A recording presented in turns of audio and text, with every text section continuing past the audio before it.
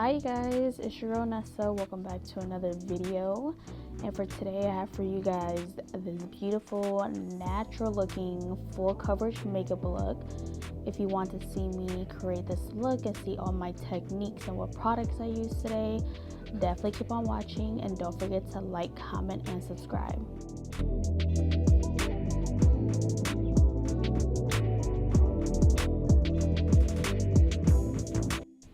So first I'm going to go in with this Milani Rose Primer. It's more of a hydrating primer. If you are going for more of a full coverage look, you do have to make sure your skin is hydrated. So I personally have been using this primer. It's pretty new in my kit and I'm starting to like it. It's not oily. It feels like more of like a lotion. And I literally just buffed it on my client's face with the foundation brush.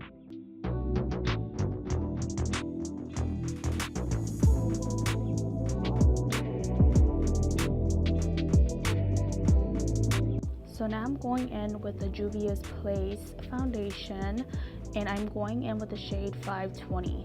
For this foundation, it is more of a full coverage foundation and people that has oily skin. You guys will definitely like this foundation. But I do go in with the foundation brush and buff this in, and then after I'm done doing that, I do use my sponge to pick up any extra foundation or just make sure everything's pressed into the skin.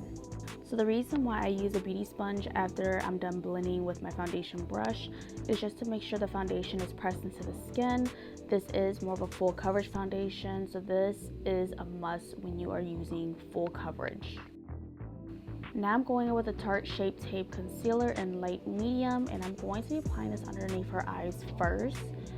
And I'm going to use a brush to blend this out because I feel like the sponge sometimes picks up too much concealer. So I'm going to use a brush to blend it out. Then I will use the sponge to blend out the edges to make sure that the concealer and foundation is melted together. These sponges are bomb. They're from Beauty Cave. I will have a link below, and use code Nessa. So as you can see, I'm not really touching too much of the concealer underneath the eyes. I mean, I do a little bit because she does have creasing, but you do want to do that after you blend it out with the brush. Now I'm going in with the Nars Concealer, one of my favorites. This is more full coverage. So I'm doing the same technique. The brush just helps lay the concealer on the skin a little bit better than actually using a sponge, because I feel like the sponge does pick up too much of the concealer and you're just wasting it. I always felt that about sponges, but I go back in with my foundation brush just to make sure everything is all blended, because you want everything blended and look like everything's supposed to be where it's supposed to be. I'm going in with Anastasia Beverly Hills Translucent Powder, and I'm going to be pressing this underneath her eyes. This is a must. You have to press this powder into the skin to make sure everything is all set and doesn't crease at all. You can make this too cakey, so please be careful when you are using powders. Don't use a lot where the powder is like splashing all over your face or it's like all in the air. So I always go in with a little bit of powder and then press it into the skin. And for my model today, I am going to be baking underneath her eyes a little bit because she does have creasing. And this isn't recommended for every single client. I usually like to sometimes put a little bit on, leave it on for a few seconds and dust it off. But for her, I'm going to let it sit because I'm going to go in with her eyebrows. And I do have a full dedicated video on how I do brows. I will have a link above. So definitely let me check it out if you haven't already. And I'm just going to fast forward this part because, like I said, I have a full in-depth video about brows.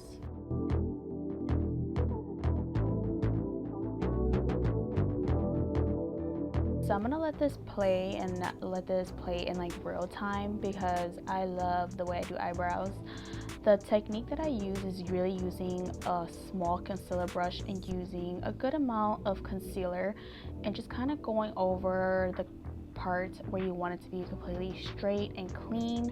I do go over it a few times and I do my brows in sections. So I do the front part first, make sure that is as clean as I can get it, and then I'll move on to the arch and the tail. So yeah, like I said, I'm just gonna let you guys watch me do brows because this is my favorite part when it comes to makeup. The only tip when it comes to concealing eyebrows or making sure your eyebrows are beat is really taking your time. if you need to rush anything, rush your foundation and take your time for brows.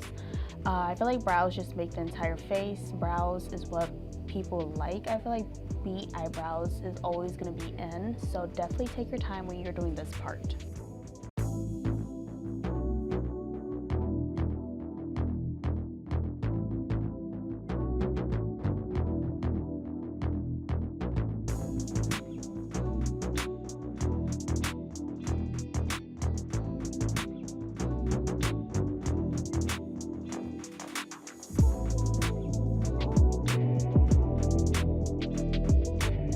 So now I'm going to go in with a Studio Fix powders. You guys know this is like my heart. I am going in with NC40 and NC45, and I'm going to be using a big fluffy brush just to set her face.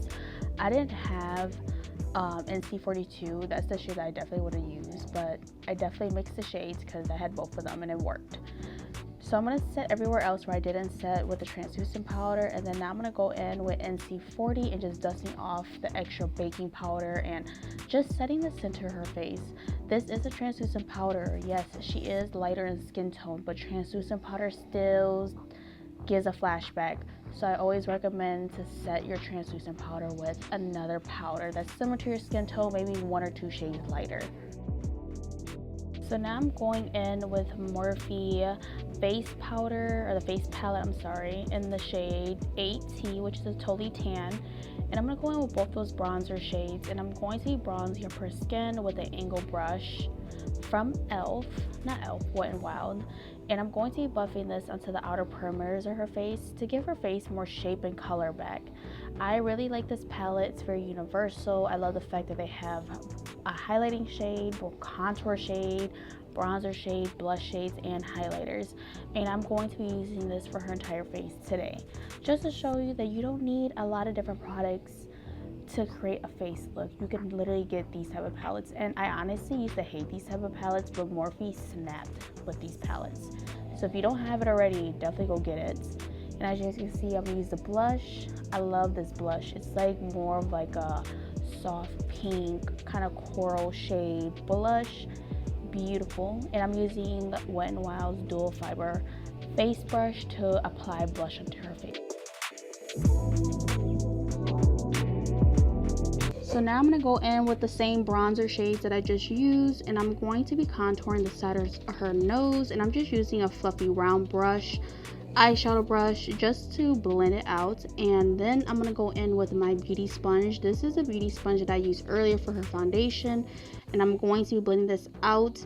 This is very important so that your nose contouring isn't strong. So after that, I'm going to go in with a little bit of translucent powder, and I'm going to be highlighting down her nose and the sides of her nose. I'm not going to bake. I just place it on there, press it in, and then I dust it right off with a brush.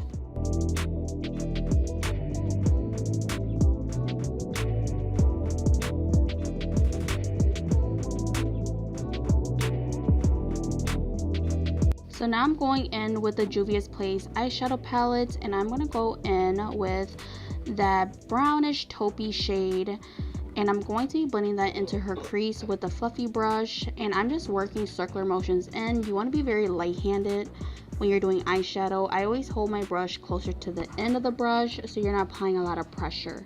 And I'm just going to do circular motions right in her crease. So this shadow is very not that pigmented, so it's a really nice palette to have, especially for my beginners, and you won't apply a lot of shadow onto the eyes like Morphe. Morphe is a little bit more pigmented. The brush that I'm using is the Makeup Shack brush, the T12 brush, one of my favorites. And then I'm going to go in with that brown, more of like a rich reddish undertone eyeshadow, and I'm going to go in with a Morphe brush. I don't remember what this brush is called. I will have a link below. And I'm going to be putting this on the outer parts of her eyes just so that it adds a little bit more definition. She does have more hooded eyelids, so I did have to pull her eyelid up a little bit so that everything looks smooth and well blended.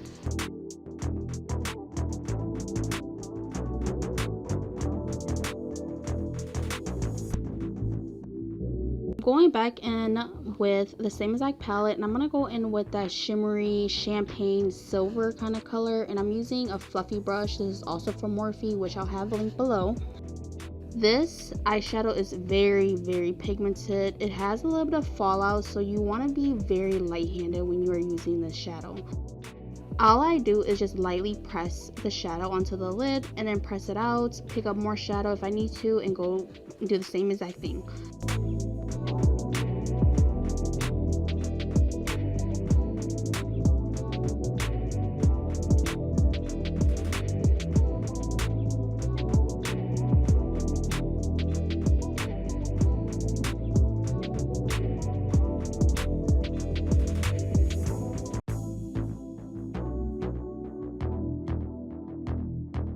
I'm going back in with that Morphe face palette, and I'm going in with that first highlighting shade. Honestly, these highlighters in this palette isn't the greatest, but I want to show you guys that it does work.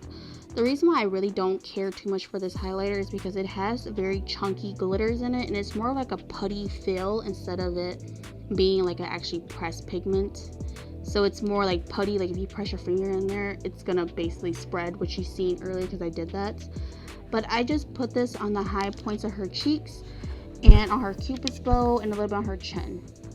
Now I'm going in with that same exact brown shade that I used earlier for her outer part of her eye, and I'm just going to be blending this underneath her eyes. I'm not going to go with eyeliner today because I've been liking that eyeshadow look smudged at the bottom without liner. I feel like it gives it more of a nice smoky, sultry look. I'm going in with my favorite lashes from the beauty supply store. It's the Eye Envy, and these lashes are beautiful on the eyes, and they're super long, super dramatic. I do go in with a black liner because her eyes are more hooded, and if I put the lashes on there, it's not gonna blend very well. So I'm gonna go in with NYX liquid liner, and I'm just gonna line her eyelid.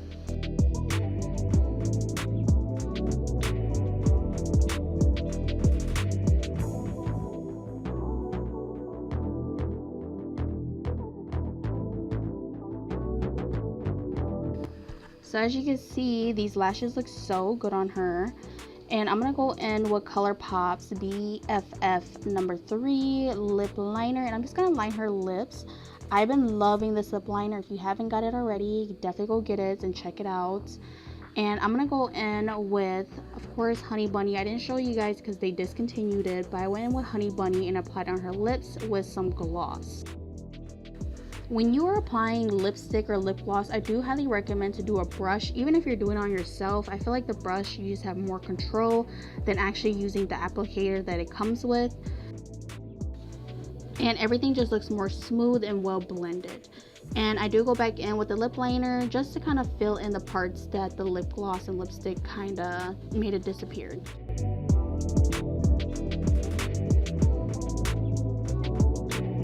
And that is basically it for this makeup look. What do you guys think? If you learned something new, definitely comment below what you thought, what you learned new. And I hope you guys, enjoyed watching this tutorial. I love making these tutorials for you guys. And don't forget to like, comment, subscribe. Thank you again for watching, and I will catch you guys in my next video.